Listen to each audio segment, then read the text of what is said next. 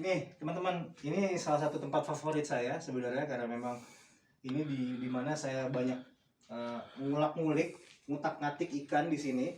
Jadi di sini teman-teman bisa lihat ember-ember ini semua adalah isinya ikan-ikan. Itu isinya burayak. Burayak itu adalah anakan-anakan ikan. Jadi ketika mereka nanti sudah siap, nanti kita taruh di ember-ember ini. Saya tinggal tumpuk ini. Jadi kita nggak perlu kolam ya. Kita cuma begini aja, kita jalan gitu. Jadi nggak ada halangan ya bang ya? Nggak ada halangan. Walaupun tempat sempit ya? Iya sempit banget, teman-teman bisa lihat. Ini kan? sebenarnya ruang apa sih, ini ruang cuci apa nih? Iya, ini sebenarnya kalau isi saya sih buat nyuci, Ha-ha. buat beres-beres. Banyak sih buat nyuci ya. Ha-ha. Teman-teman bisa lihat ada mesin cuci di sini. Heeh.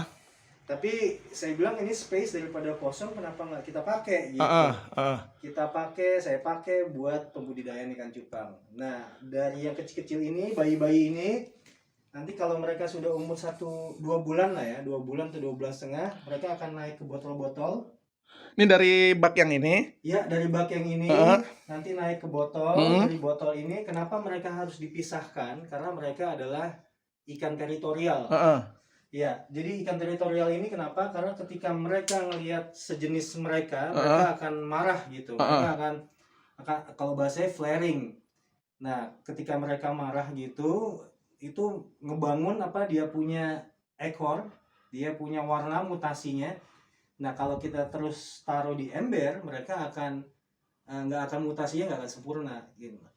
Jadi pas sudah 2 bulan atau 2 bulan setengah, rata-rata peternak lain lah ya semua, mereka akan coba ambil ikan-ikannya, taruh dipisah-pisahkan ke dalam botol-botol supaya kalau di ember kan bang makannya rame-rame ya bang ya.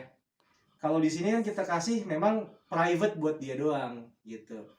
Mereka makan sendiri supaya nanti mutasinya bagus, warnanya bisa keluarnya juga lebih maksimal gitu. Berarti ini abang nih dari pemijahan juga bang ya? Yes, dari pemijahan lalu Kawinian. ke grooming, ke pembesaran, lalu nanti pada akhirnya pas sudah mau panen baru kita foto session gitu, foto-foto. Bang, kasih tips dong bang. Boleh. Ini bang. Jadi tips-tipsnya itu yang pertama sih memang harus semangat ya. Semangat bahwa apa yang kita lakukan tuh mudah-mudahan akan bisa menghasilkan lah gitu. Tapi memang syaratnya harus satu, memang kita harus suka dulu. Karena nanti kalau kita nggak suka, kita ganti airnya, kasih makannya itu bakal ngerasa capek lah. Tapi kalau kita suka, kita ngelakuinnya kan enjoy ya.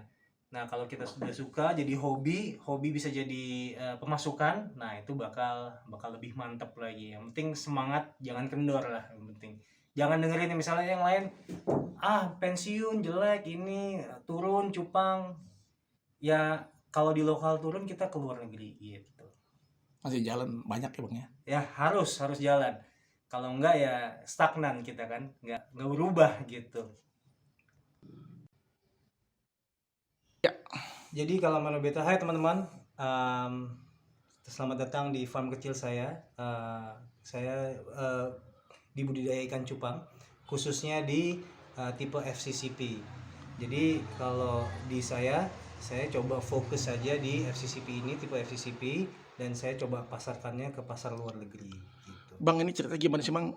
Ini maaf nih bang ya, mungkin bagi pembaca mungkin aneh aja gitu. Ini tempatnya kecil, sempit, dan sederhana nih, tapi kok bisa tembus sampai ke luar nih? Iya, jadi saya coba dimulai dari semangat dulu. Jadi kalau saya punya semangat besar kan nanti ada aja kemudahannya. Jadi saya coba dari hobi saya coba pelajari gimana cara breedingnya, gimana cara ternaknya. Terus lihat keterbatasan rumah saya, tapi saya lihat juga dengan keterbatasan yang saya punya, saya masih bisa jalan gitu. Karena di ikan cupang ini kita nggak mesti harus punya lahan yang besar. Kecil aja dengan ember aja kita bisa panen, kita bisa membesarkan ikan-ikan cupang ini agar sampai siap panen dan siap untuk dipasarin. Ini apa aja bang jenisnya bang yang abang pelihara di sini? Ya kalau saya kebetulan hanya fokus di cupang tipe FCCP. Dia itu tipenya cukup unik, dia punya buntutnya itu, ekornya itu star tail, dan warnanya itu hanya biasanya cuma ada merah putih atau oranye putih atau kuning putih. Jadi saya memang fokusnya di genetik ini aja. Itu kenapa bang milihnya cuma itu aja bang? Iya, karena kalau di saya pertama memang dari saya sukanya memang yang tipe itu. Jadi pas saya suka tipe itu, saya coba budidaya dan saya fokus di situ, dan pasar luar juga sepertinya mereka suka banget sama tipe ini. Jadi pas kebetulan banget gitu. Saya suka, pasar luar suka, ya udah deh kita coba beberapa bulan. Akhirnya pas panennya tiba, pas saat panen, akhirnya ada yang bisa keluar negeri. Gitu. Bang, ini kan lagi pandemi nih. Orang-orang pada tiarap, abang malah ngegas nih. Gimana nih Iya. ceritanya nih? Apa Iya. sih yang menarik nih dari budidaya ikan cupang ini? Betul. Jadi kalau di saya sih ngelihatnya di mana ada kesempitan pasti di situ ada kesempatan ya. Jadi kalau saya lihat orang-orang pada pensiun, nah saya coba bangun dari situ. Di mana orang pada tidur, saya coba bangun di situ dan kita coba aja. Yang penting kita coba yang terbaik, kita kasih yang ikan terbaik. Kalaupun memang lokal lagi sepi, kalau kita punya ikan bagus juga pasti orang luar ngelirik ya, pasti mereka akan DM kita, mereka akan coba japri kita, dan nanti mereka akan order terus. Kalau mereka suka, mereka akan continue gitu. Bang, ini medianya apa aja sih yang abang pakai nih? Plastik nih. Jadi kalau medianya ini adalah yang saya pakai, botol-botol ini buat pembesaran. Jadi pembesaran di sini biasanya saya pakai untuk yang tipe female. Jadi kenapa female? Karena dalam breeding ikan cupang, male itu harus lebih besar. Nah, kalau kita taruh di tempat yang lebih kecil, mereka tumbuhnya juga akan nggak begitu besar gitu ya. Dan pakai botol ini lebih gampang, lebih mudah, dan nggak begitu mahal. Jadi yang sisa-sisa dari misalkan kita minum atau kita beli di loakan, kita masih bisa pakai hanya buat budidaya ini. Jadi ini nggak ada halangan ya bang ya? Kalau ada orang alasan, wah saya nggak punya tempat, gimana tuh bang? Halangan. Jadi ini cukup murah banget, dan cukup buat space itu nggak terlalu besar ya. Jadi hitunglah buat space gini kita bisa masukin berapa ikan gitu. Dan bayangin kalau satu ikan aja kita bisa laku 100.000 misalkan, kita punya udah 50 botol, kita panennya berapa itu baru dari satu indukan. Kalau kita punya 2 indukan, 3 indukan, ya nanti teman-teman bisa coba hitung sendiri aja. Bang, itu yang di atas kenapa itu bang lagi ditutup tuh bang? Nah, kalau ini kebetulan mereka sedang kawin, mereka sedang saya breeding. Saya coba produksi lagi terus, dan saya coba benahi ikan-ikan saya. Dan di sini saya kebetulan sedang mengawinkan ada 6 pasang. 6 pasang bang? Ya, 6 pasang ini nantinya mudah-mudahan dibuat panen 2 bulan 3 bulan ke depan ya. Mudah-mudahan bisa buat nutupin pasar ekspor. Dan kenapa semua dibikin hitam gini? Karena kita coba meminimalisasi tingkat stresnya mereka. Jadi kalau kita tutupin ini, mereka nggak akan lihat sekitarnya.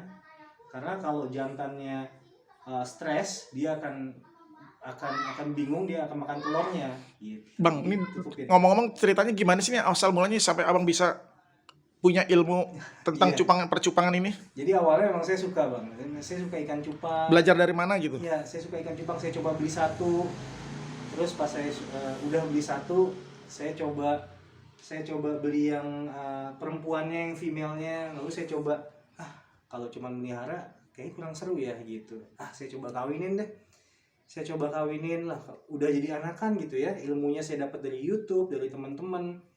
Pas sudah jadi anakan, kenapa nggak saya bikin aja gitu. Saya coba jual, pasarin. Nah, awal-awal memang saya coba-coba ya, coba-coba. Akhirnya lama-lama ada satu order, ada next order gitu. Akhirnya ya saya terus aja gitu.